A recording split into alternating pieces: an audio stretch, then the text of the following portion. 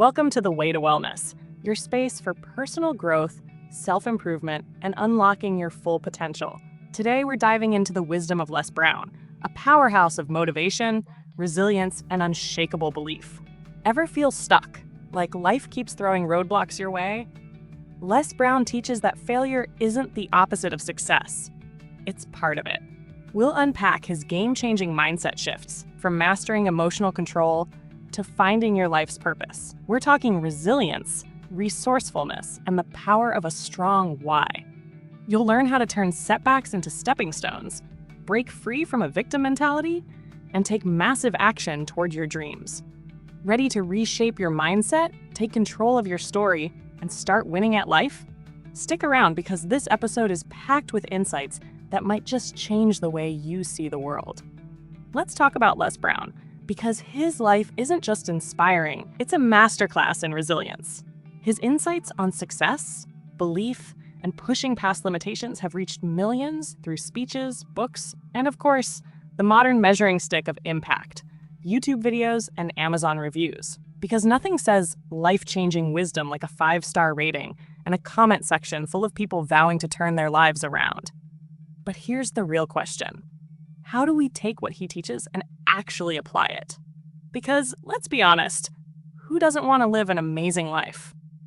Brown's journey starts with what most people would call an impossible setback. As a child, he was labeled educable mentally retarded.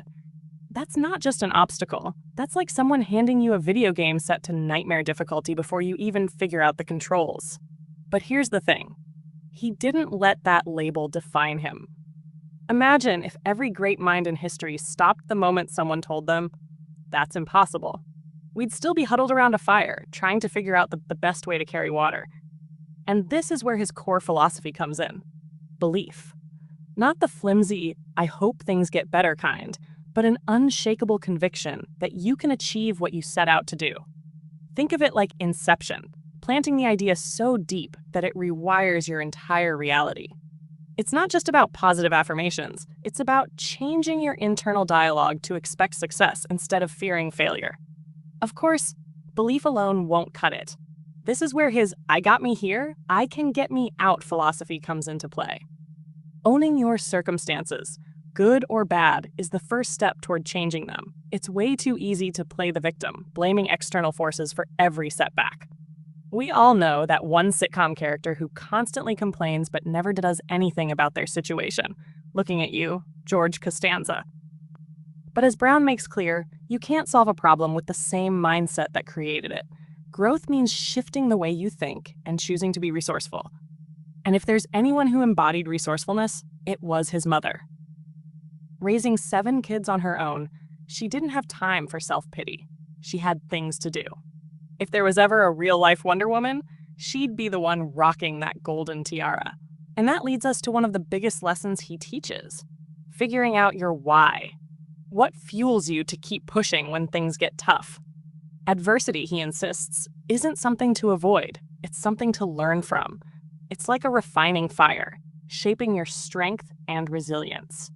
One of his most powerful lessons comes from his own experience of buying a home for his mother, when he's only to face unexpected financial struggles. But instead of blaming the economy or bad luck, he leaned into the challenge. And that's the key. How we respond to difficulties determines everything. Because let's be real, life isn't always fair. But the people who succeed aren't the ones who avoid hardship. They're the ones who use it as fuel. Les Brown teaches one of the most powerful skills you can develop: the ability to reframe challenges. Think Apollo 13. Houston, we have a problem. That could have been the end of the story, but instead, the team innovated their way out of disaster. That's exactly the mindset he encourages. When life throws something unexpected at you, it's not about the problem itself, it's about how you interpret it. Take something as simple as a flat tire. One person sees it as a frustrating setback. Another sees it as an opportunity to finally learn how to change a tire and feel like an off-duty Fast and Furious crew member. The difference? Mindset. And this is where mastering the mental game comes in. Brown emphasizes emotional control, because if your feelings are always in charge, your life starts looking like that Inside Out scene where joy is desperately trying to keep sadness from taking over the control panel. Emotions are part of the human experience, but they shouldn't be the ones driving the bus. He compares the mind to a garden. If left unchecked, weeds, those negative thoughts, will overrun the space. But if you actively cultivate it, you can grow something beautiful. And this isn't just feel-good mindfulness, it's a strategy for mental resilience. More importantly, it's not about guilt-tripping yourself for having bad days. No one expects you to be a perfectly pruned bonsai tree at all times. The goal is simply to weed out unhelpful thoughts before they take root. And speaking of growth, one of the biggest accelerators is honest feedback. Brown stresses the importance of having trusted critics in your life, the people who act like your personal mythbusters for self-improvement. They're not there to tear you down. They're there to test your assumptions and help you make them stronger. Because let's be real, sometimes we need to hear things we don't want to hear. If every idea you have is met with a chorus of, "Yes, amazing, genius," you're probably not growing. Honest feedback, even when uncomfortable, is what pushes you to the next level. One of Brown's most haunting stories is about the Chicken Man, a man so deeply traumatized by a house fire that he never fully recovered. His entire life became defined by that one event, showing just how easy it is to let hardship dictate the rest of our story. But here's the takeaway. You have a choice. Adversity is inevitable. What you do with it is what determines your future. And it's not just about surviving, it's about thriving. Brown doesn't just encourage people to find a passion, he talks about developing a hunger for it, that insatiable drive to do what sets your soul on fire. For him, that was speaking, not just to talk, but to change lives. And this is where authenticity comes in. Brown stands apart from speakers who are just in it for the paycheck. It's like the difference between a musician playing from the heart versus one churning out forgettable commercial jingles. One feels real, the other feels manufactured. And people can tell the difference. Finding that thing that makes you feel alive and unstoppable, that's the goal. And once you find it, you have to protect it. And that's where boundaries come in, the unsung hero of a purpose-driven life. Knowing when to say yes and when to hit someone with a firm but polite, "I'm good, thanks." But let's be honest, setting boundaries can feel like navigating a minefield. The world is full of people who will drain your time and energy if you let them. But protecting your passion means knowing who deserves access to your time and who doesn't. And that, right there, is what separates those who truly own their path from those who just go along for the ride. Les Brown makes it clear, setting boundaries isn't just some self-care trend, it's a survival skill. Without them, resentment builds, burnout creeps in, and people will take advantage of your time and energy without even realizing it. Think of it like your own personal DMZ, your space, your rules. But how do you actually set boundaries without coming off as rude or worse, sending yourself into an existential guilt spiral? Do we need walls, security guards, a moat with alligators? Not quite. Les Brown introduces a strategy called Dear Man. And no, it's not some top secret ninja code for emotional warriors. It's a structured approach to handling tough conversations like a pro. Here's how it breaks down. Describe the situation, express your feelings, assert your needs, reinforce with positive outcomes. Mindful, stay present, don't get sidetracked. Appear confident, negotiate if needed. Sounds practical, right? But let's put it to the test with some real-world scenarios, because, let's be honest, awkward conversations don't get less awkward just because you mean well. Ever had a friend who turns every conversation into a personal venting session? The kind that makes you question if you accidentally became their therapist? That's where the first step comes in. Describe the issue. Hey, I've noticed we often end up talking about stressful stuff happening at work. No judgment, no accusations, just the facts. Now express your feelings. I care about you, and I want to be supportive, but I find these conversations really draining.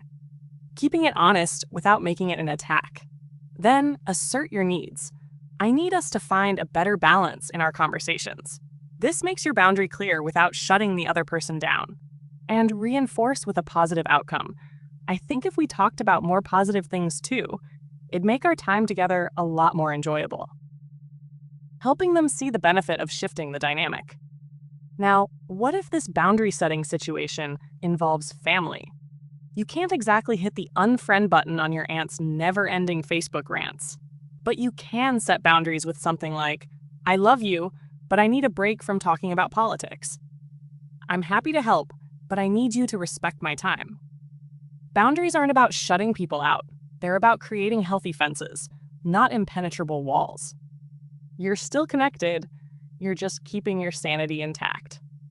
And then there's the dreaded deer in the headlights moment. You know the one. You're caught in an uncomfortable situation, desperately trying to say no without imploding. That's why Brown's emphasis on dear man is such a game changer. Picture this. You're at work, and your coworker loves a good negativity spiral. Every interaction feels like being trapped in a never-ending complaint vortex. Instead of panicking, you use the framework. Hey, I've noticed our conversations often focus on the stressful parts of work. I want to be a good colleague, but I feel drained after these talks. I'd like us to mix in some lighter topics too. It's all about balance, supporting others while protecting your well-being. And once you master this, you'll never have to feel like a deer in the headlights again when faced with those tricky boundary-setting moments. And here's the key. Boundaries work best when people understand how respecting them benefits everyone, not just you. That's where reinforcement comes in. If you're setting a limit with a coworker who loves to complain, you might say, I think this would make our workdays more enjoyable for both of us. I'd be a better listener if I wasn't feeling so drained. The idea isn't just to state what you need, it's to help the other person see that by respecting your boundary, the relationship improves for both of you. It's a clever psychological shift that makes cooperation more likely. Then there's the mindfulness factor, staying present, not getting sidetracked. It's about more than just words. It's about how you say them. Tone, body language, and eye contact all play a role. Imagine you're a diplomat negotiating a peace treaty, not a monarch laying down royal decrees. No passive-aggressive sighs, no dramatic eye rolls, just clear, direct, and respectful communication. And let's talk confidence, because setting boundaries requires owning your right to do so. That doesn't mean puffing up like a peacock or steamrolling the conversation. It's about calmly stating your needs with certainty.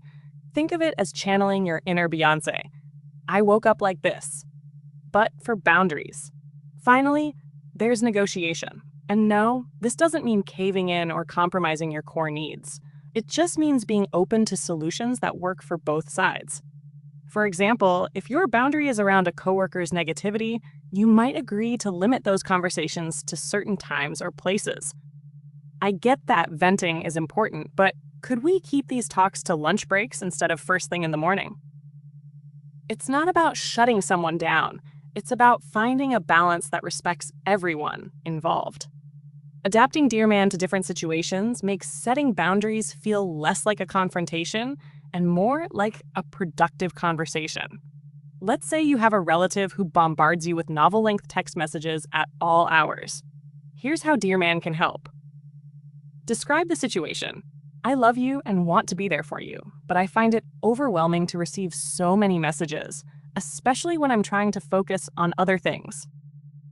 Express your feelings. I feel stressed when my phone is constantly going off. Assert your needs. I need some space between messages so I can respond thoughtfully. Reinforce with a positive outcome. I'd be able to give you my full attention if we set a better rhythm for chatting. Mindfulness. Stay calm. Don't get defensive. Appear confident. Say it with certainty, not hesitation. Negotiate.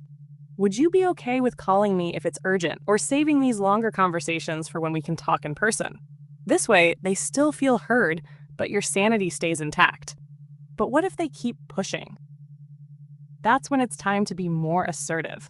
You might say, I understand you're upset, but I need to disconnect for a while. We can talk later when things are calmer. Sometimes, the kindest thing you can do for yourself and the other person is to be clear and firm. And then there's the verbal grenade, the moment when someone says something outright offensive. Can Dear Man handle that? Absolutely. Let's say a family member drops a comment that's just not okay. Instead of freezing up or launching into a full-blown argument, you can use the framework. When you said insert comment, it really hurt my feelings. It made me feel disrespected, uncomfortable, upset. I need us to have conversations that are respectful. I'd feel more comfortable around you if I knew this wouldn't happen again. Stay mindful. Keep calm, even if they react defensively. Appear confident. Keep your voice steady. Don't waver. Negotiate. Can we agree to keep things respectful moving forward? This approach keeps you in control and ensures your voice is heard without escalating into unnecessary drama. And that's the thing. Les Brown's insights on boundary setting aren't just about self-care, they're about self-respect. You can protect your energy without pushing people away. You can be kind without being a doormat. And you can communicate clearly without feeling like you're stuck in a never-ending game of emotional dodgeball. Handling offensive remarks isn't about engaging in a debate or proving someone wrong. It's about making it clear what you will and won't tolerate. That's why the Dear Man approach works so well here. A simple, firm response like, I know you probably didn't intend to offend me, but those kinds of remarks aren't acceptable to me. Boom. Clear, direct, respectful. No room for confusion. And if they try to brush it off with something like, oh, you're too sensitive, or I didn't mean it that way, you can reiterate, I'm not saying you're a bad person, but what you said was hurtful. I need you to be more mindful of your words in the future. It's all about setting the expectation. Like Maya Angelou said, when someone shows you who they are, believe them. But also, set a boundary accordingly. Because at the end of the day, boundaries aren't about controlling other people. They're about protecting your well-being. They're about setting clear expectations and communicating them with confidence and respect. So yes, go ahead and add Boundary Ninja to your resume. You've earned it. Les Brown challenges us to break free from what he calls the volunteer victim mentality. We all know someone who constantly asks, why does this always happen to me? But, plot twist, they never actually do anything to change their situation. And Brown's response? A simple but powerful philosophy. I got me here. I can get me out. This isn't about blaming yourself for your struggles. It's about recognizing that you have more control than you might think. It's like that unforgettable moment in Good Will Hunting when Robin Williams looks at Matt Damon and says, it's not your fault. That moment isn't about excusing the past. It's about letting go of the weight of blame so you can finally move forward. Taking responsibility doesn't mean doing everything alone, though. That's where Brown's emphasis on resourcefulness comes in. Les Brown often shares the story of his mother raising 7 children on her own. She didn't waste time feeling sorry for herself. She figured things out. She got creative. She found solutions. And that's the mindset shift. Rather than saying, I can't do this, you ask, how can I? Think MacGyver. But instead of using a paperclip and some chewing gum to defuse a bomb, you're using creativity and determination to defuse your problems. Struggling financially? What resources are available to help? Feeling stuck in a job you hate? What skills can you learn to open new doors? Facing rejection? How can you reframe it as feedback instead of failure? Even in the toughest situations, there are always options. Resourcefulness is about finding them. But even with the best MacGyver skills, sometimes we get stuck. Negative thought patterns can feel like an endless doom spiral. So how do we break free? That's where Brown's emphasis on reframing comes in. And no, it's not about pretending everything is fine when it isn't. It's about shifting how we interpret what's happening. Les Brown's philosophy is built on one of the most powerful mindset shifts. It's not what happens to you, but how you interpret it that matters. Life throws curveballs. That part's unavoidable. But whether those obstacles become roadblocks or stepping stones, that part is up to us. Instead of seeing failures as proof of inadequacy, Brown urges us to reframe them as opportunities for learning and growth. It echoes the wisdom of Viktor Frankl, who famously said, everything can be taken from a man, but one thing, the last of human freedoms, to choose one's attitude in any given set of circumstances. Brown takes that idea and runs with it, challenging us to choose an interpretation that empowers us, rather than one that keeps us stuck. Instead of dwelling on what-ifs and if-onlys, he encourages us to focus on what now and how can I, shifting the narrative from victimhood to empowerment. And this isn't just about personal growth. Brown's message is a universal survival guide for the chaos of the modern world. Whether we're dealing with personal struggles or larger societal challenges, his philosophy offers a toolkit for resilience, adaptability, and most importantly, hope. And one of the tools that stands out the most? Reframing. This isn't about sugarcoating reality or pretending problems don't exist. It's about consciously deciding how we respond. Think of Life is Beautiful, where Roberto Benigni's character shields his son from the horrors of a concentration camp by reframing their suffering as part of a game. It doesn't change the reality of their situation, but it changes the experience of it. That's the power of perspective. Even in the darkest moments, the way we frame our circumstances shapes our reality. Les Brown doesn't leave room for excuses or blame shifting. He makes one thing clear: we have the power to create the life we want, even if it means starting from scratch. It's the pursuit of happiness in real life. Will Smith's character, based on the true story of Chris Gardner, doesn't sit around dwelling on unfair circumstances. He takes responsibility. He finds a way. He creates a better future for himself and his son despite overwhelming odds. And that's the essence of Brown's message. Even when life is brutally hard, we still have the power to choose our response. But personal responsibility isn't just about working harder. It's also about thinking smarter. Brown doesn't just push for accountability. He emphasizes resourcefulness. Complaining won't get us anywhere, but creativity, adaptability, and a refusal to accept defeat, that's how we move forward. MacGyver your way through life's challenges. Not necessarily with duct tape and a paperclip, though. Hey, if that works, go for it. But with problem solving, leveraging your strengths, and thinking outside the box. Les Brown's philosophy isn't just motivational fluff. It's a blueprint for transformation. And the best part? It's entirely in our hands. And when it comes to resourcefulness, he often shares the story of his mother, a woman who raised 7 children on her own. She didn't have time for self-pity. She had to be resourceful, and that in itself made her a real-life superhero. Her story reminds us of the countless people who overcome incredible odds, not because they had the perfect conditions, but because they figured out how to make things work. It's cast away in real life.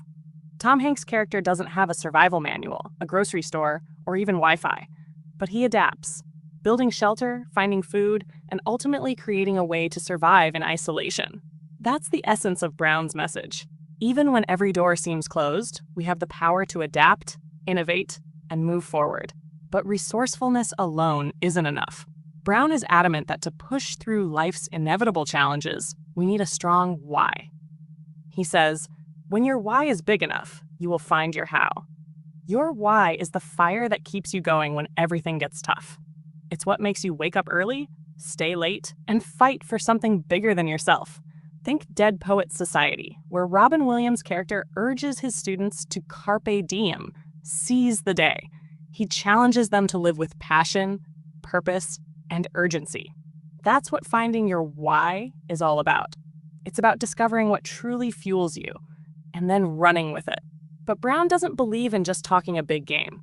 He believes in taking action. You don't sit around waiting for success to knock on your door. You make it happen.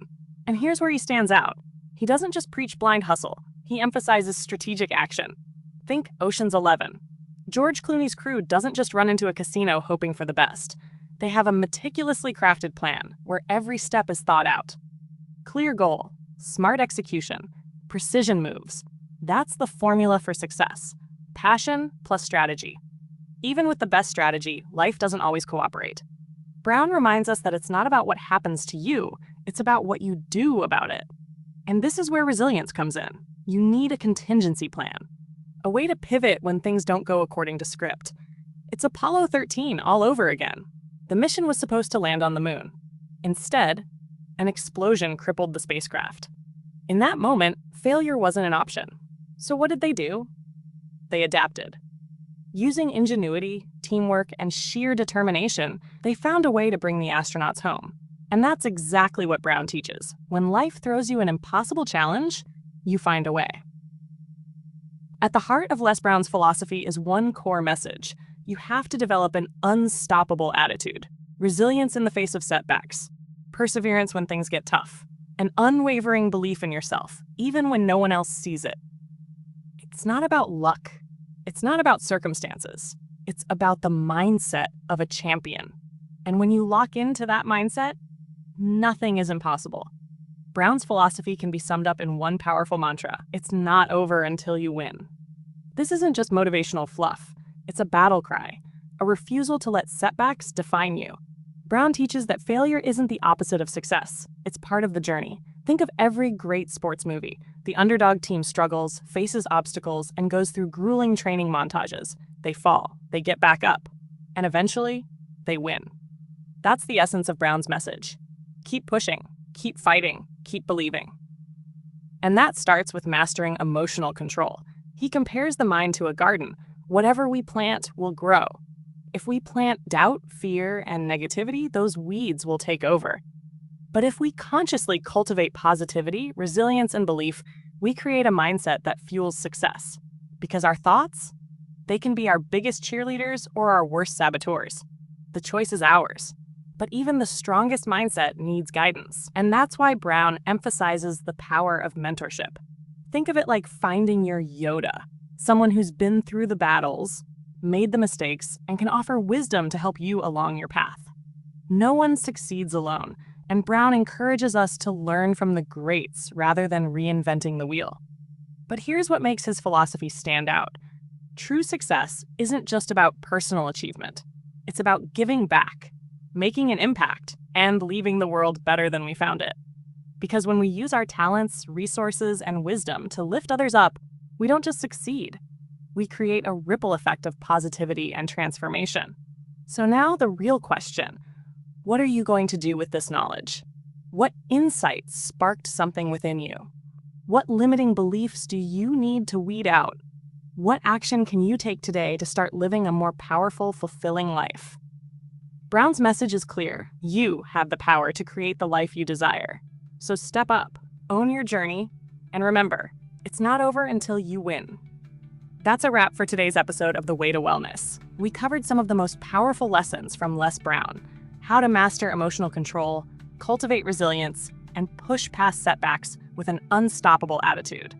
And most importantly, we reminded ourselves, it's not over until you win. If today's conversation sparked something in you, take action. Start weeding out those limiting beliefs, find your why, and step into the life you're meant to live. Don't forget to subscribe to The Way to Wellness for more insights on personal growth, mindset mastery, and self-improvement. And if you found value in this episode, share it with someone who needs a little motivation today. Until next time, keep growing, keep believing, and keep winning. Wait, what? Wait, what?